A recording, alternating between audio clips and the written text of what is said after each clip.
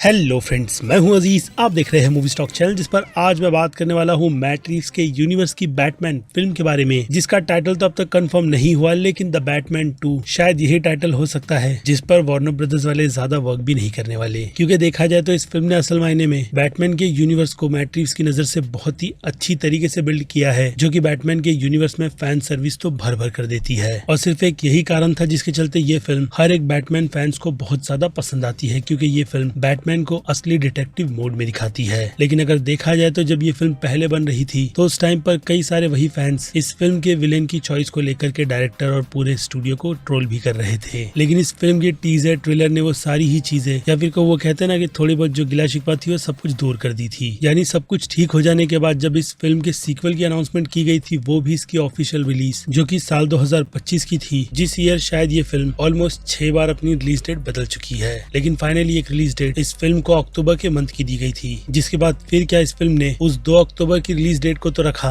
लेकिन releasing year 2026 कर दिया। जिसके बाद फैंस बहुत ही ज्यादा अपसेट हुए थे कि ये फिल्म साल 2025 की रिलीज पर सेट नहीं है। लेकिन अगर देखा जाए तो बिहाइंड द सीन बहुत कुछ चल रहा था, खास करके जेम्स गन के आने के बाद, जिनके अंडर भी बैटमैन का vision the brave and the bold नाम का बन रहा है। जो फिल्म डायरेक्ट और कोई नहीं, फिलहाल तो अभी कुछ कंफर्मेशन के अकॉर्डिंग एंडी मशाटी ही कर रहे हैं। लेकिन अभी के लिए तो वो कहते हैं ना कि उस प्रोजेक्ट को बहुत ही अच्छा खासा टाइम बचा हुआ है, जिसके चलते वार्नर ब्रदर्स मैट रीव्स के बैटमैन के यूनिवर्स को लेकर के किसी भी तरीके का रिस्क लेना ही नहीं चाहता। इसलिए उन्होंने मैट रीव्स को एक अच्छा नहीं बल्कि बहुत ही अच्छा खासा टाइम दे दिया, जिस प्रिपरेशन में उन्होंने सबसे पहले तो आई थिंक अरखम असलम की एक सीरीज को कैंसिल कर दिया। यानी उस विजन को लेकर के मैट रीव्स के कुछ और ही प्लान्स है। जिस हिसाब से पेंगुइन जैसी सीरीज जो उन्होंने बहुत ही कॉन्फिडेंट के साथ बनाई है, तो वो चीज उसकी टीजर ट्रेलर से भी नजर आती है। और अब इसी के इंटरव्यू के वक्त उन्होंने अलग अलग मीडिया हाउसेस को कई सारे इंटरव्यू दिए हैं, वो भी बैटमैन 2 फिल्म से रिलेटेड, जिन सभी को इस वीडियो में एक कर मैं आपको उसकी सारी की सारी इन्फॉर्मेशन दूंगा। लेकिन हाँ, उन सबसे पहले बनेगी मेरी छोटी मोटी सी रिक्वेस्ट, जो कि है चैनल को सब्सक्राइब, वीडियो को लाइक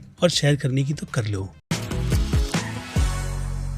सो फ्रेंड्स, तो सबसे पहला क्वेश्चन आपके दिमाग में इस फिल्म की रिलीज डेट को लेकर जो चल रहा है कि ये फिल्म असल मायने में इतना लेट क्यों आ रही है। तो उसका रीजन, जैसे कि मैंने आपको इंट्रो के पहले बताया, कि मैट रीव्स के इस यूनिवर्स को बिल्ड करने का था, जिस पर पहले उनकी प्रिपरेशन, हाँ कह सकते हो कि शॉर्ट टर्म के हिसाब से 3 ट्रिलॉजी की ही थी। लेकिन अब जबकि जेम्स गन की तरफ से अदर वर्ल्ड जैसे कॉन्सेप्ट को इंट्रोड्यूस करवाया गया है डीसी के इस यूनिवर्स में, तो उस हिसाब से वो इस यूनिवर्स में जो चाहे वो कर सकते हैं। हाँ, उनके उसी पुराने रूट पर चलते हुए, जिस रूट पे वो बैटमैन के इस यूनिवर्स में सुपरनैचुरल जो भी चीजें होती है उन्हें कैसे इस यूनिवर्स में लाया जाए, वो भी अगेन रियलिज्म के साथ। क्योंकि अगर देखा जाए तो उन्होंने कई बार क्लेफेस और मिस्टर फ्रीज जैसे कैरेक्टर पर भी बात की है, जो कि इस रियल वर्ल्ड में किसी भी कीमत में मर्ज नहीं हो सकते। और मुझे लगता है कि उन्होंने वो आइडिया ढूंढ लिया है, जिसके चलते अब वो गेम रेडर के शायद इंटरव्यू में ये बात खुलकर कहते हैं कि उन्होंने जेंटलमैन गोस्ट जैसे कैरेक्टर को भी देख करके एक इंस्पिरेशन ली ही है, और ये भी सोचा है कि अगर इस कैरेक्टर को बैटमैन के इस रियल वर्ल्ड में डाला जाए तो वो चीजें काम कैसे करेगी, ताकि लोग उनके इस यूनिवर्स में इन चीजों को देख करके जबरदस्ती की बेकार बातें ना बनाए। और फिर क्या था, उनके ऐसे बोलते ही वो कहते हैं ना कि बैटमैन के डाई हार्ट फैंस फिर से ट्रिगर हो गए, इसी पॉइंट के साथ कि वो नहीं चाहते कि बैटमैन के इस यूनिवर्स में वो घिसे पिटे पुराने से विलन, जो कि Penguin, Joker, Catwoman, Scarecrow और फैल्कोनी तो बिल्कुल भी ना हो। क्योंकि वो चाहते हैं कि इस यूनिवर्स में उन्हें क्लेफेस, पॉइजन आइवी और मैन बैट जैसे विलन भी देखने के लिए मिले, जो चीजें अब तक फिलहाल तो लाइव एक्शन में हुई ही नहीं है। और फिर क्या था, आई थिंक इस ट्वीट को हिसाब से बहुत ज्यादा सपोर्ट किया गया, फिर से कहूंगा उन्हीं फैंस की तरफ से जो मैट रीव्स के यूनिवर्स की बैटमैन की फिल्म को लेकर के अपना गुस्सा दिखा रहे हैं, जिन्हें शायद ये नहीं पता, या फिर वो अपने दिमाग का उपयोग नहीं करना चाहते कि जेम्स गन भी brave and the bold obviously जैसी फिल्म डीसी के यूनिवर्स में बना रहे हैं, वो भी एक अच्छे खासे यूनिवर्स की कनेक्टिविटी के साथ, जिस यूनिवर्स में ये सारी ही चीजें पॉसिबल है। इसलिए अगर मैट रीव्स फैंटास्टिकल एलिमेंट से दूर रहते हुए फिर से कहूंगा रियलिज्म रखते हैं, तो फिर उसमें कोई बुराई भी नहीं। क्योंकि उनके इसी विजन पर जब तक वो कहते ना कि उन्होंने अपना पूरा होमवर्क नहीं किया था, जेम्स गन ने उनके बैटमैन की यूनिवर्स की फिल्म की ज्यादा बात की ही नहीं है। और मुझे लगता है कि इस फिल्म के आने से पहले या फिर जब प्रोडक्शन शुरू हो जाएगा तभी जाकर के वो खुद के बैटमैन के यूनिवर्स का कुछ करेंगे। क्योंकि ऐसे में अगर जेम्स गन के विजन की भी बैटमैन की फिल्म को इसी फिल्म के साथ अनाउंस कर दिया गया तो कंफ्यूजन तो होना ही है, खास करके उन लोगों के बीच जो लोग ऐसे यूनिवर्स के ट्रेंड को फॉलो नहीं करते। जिसमें मैट रीव्स के इस फैंटास्टिकल एलिमेंट पर उन्होंने जो कुछ भी कहा है, मैं उसका पूरा सपोर्ट करता हूँ कि वो अपने यूनिवर्स में, जैसे कि मैंने कहा, ऐसी चीजों को तो अवॉइड ही करेंगे, और अगर लाना है तो उसका कुछ बेटर रास्ता निकालेंगे, क्योंकि अब उनके अकॉर्डिंग उन्होंने गौतम के इस यूनिवर्स को इतना ज्यादा तो स्टडी कर लिया है कि उन्होंने इसके वो कहते हैं ना कि बीज पहले पार्ट में ही बो दिए थे, खास करके करप्शन से रिलेटेड, जहाँ के हर एक लोग करप्शन में पूरी तरीके से डूबे हुए हैं। और इसी का पर्दाफाश आपको याद ही होगा इस फिल्म में, आई मीन इसके पहले पार्ट में बैटमैन ने भी किया था, हाँ फैल्कॉन के कैरेक्टर को पकड़वा करके, जिसे एक हिसाब से रेडलर ने ही पुश कर लोगों के सामने लाया है, जो फिल्म अपनी कहानी को असल में खत्म नहीं बल्कि एक नए तरीके से आने वाले पार्ट के लिए शुरू कर रही है। क्योंकि उस फिल्म में रेफरेंस और मैट रिव्स के इंटरव्यू में जो डीप डाइव करने की बात की गई है, वो तो डेफिनेटली एक एपिक स्टोरी को जन्म देती ही है, और साथ ही साथ कोर्ट ऑफ आउल जैसी चीजों को भी कहीं न कहीं हिंट के तौर पर हमारे सामने रखती है। क्योंकि फैल्कन ने भी मरने से पहले बैटमैन को ये बात साफ साफ क्लियर कर बता दी थी कि वो अपना मुंह नहीं खोलेगा, और यही चीजें आई थिंक कोल्सन के कैरेक्टर ने भी कही थी, हाँ मरने से पहले, जिसके हिसाब से तो आने वाला पार्ट, जैसे कि मैंने कहा, इस यूनिवर्स के करप्शन को मुझे लगता है कि और भी काफी ज्यादा डार्क कर बताएगा। और फैंस को अगर कोर्ट ऑफ आउल के बारे में जरा सी भी चीजें पता होगी तो उन्हें इस बात का अंदाजा लग गया होगा कि आगे के पार्ट को मैट रिव ने असल मायने में कितनी रिसर्च कर लिखा है। क्योंकि जैसे कि मैंने कहा, मुझे जहाँ तक है इस फिल्म के 3 पार्ट के आने का संकेत ही दिया गया है, और हाँ कुछ सीरीज का भी, जो सब कुछ पॉसिबल है ऑडियंस के रिस्पॉन्स पर, यानी बॉक्स ऑफिस के नंबर इस यूनिवर्स को लेकर के अच्छे से अच्छे जनरेट होते रहेंगे तो स्टूडियो भी इस विजन को जल्दी बंद नहीं करेगा, जिसे मैं रियलिज्म पर चाहता हूँ कि मैट रिव्स और भी बहुत ज्यादा एक्सप्लोर करे और सच में लोगों को ये बताए कि बैटमैन किस लेवल का डिटेक्टिव है, जो कि काफी पेचीदा से पेचीदा मिस्ट्रीज को भी खुद के हिसाब से बहुत अच्छी तरीके से सॉल्व करता है। बाकी इससे हटकर आपको पता ही होगा कि पेंगुइन सीरीज को लेकर के फैंस कहीं ना कहीं थोड़े से चिढ़ से गए हैं कि उस यूनिवर्स में पेंगुइन जो इतना ज्यादा बड़ा हो रहा है तो बैटमैन गया कहाँ, क्योंकि कंफर्मेशन के अकॉर्डिंग उस सीरीज में बैटमैन आसपास भी नहीं होगा, जिसे सिंपल करते हुए मैट रिव्स ने यही कहा था कि बैटमैन हर जगह हर सिचुएशन में मौजूद नहीं हो सकता, जो बात सही भी है। और आफ्टर ऑल वो अपने एक ऐसे अर्ली ईयर में है जहाँ पर उसे अब भी बहुत कुछ सीखना है, और अगर ऐसे सीखने में, या फिर कहूँ जब वो प्रो भी बन जाएगा, तब भी विलन्स कहीं ना कहीं खुद को अच्छा खासा स्टैब्लिश करने में कामयाब भी रहेंगे, तभी जाकर के वो बैटमैन के यूनिवर्स में उसे टक्कर देते हैं। क्योंकि गॉथम की दुनिया बहुत बड़ी है और कुछ उतने ही स्मार्ट इसके विलन्स भी, जिसमें पेंगुइन खुद का नाम और शोहरत किस तरीके से बनाएगा वो तो सीरीज को देखकर ही पता चलेगा, जिस बारे में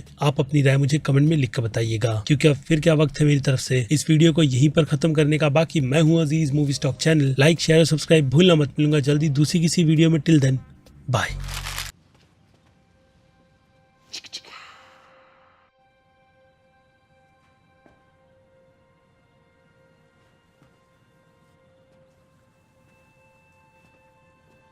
You're still here. It's over. Go home.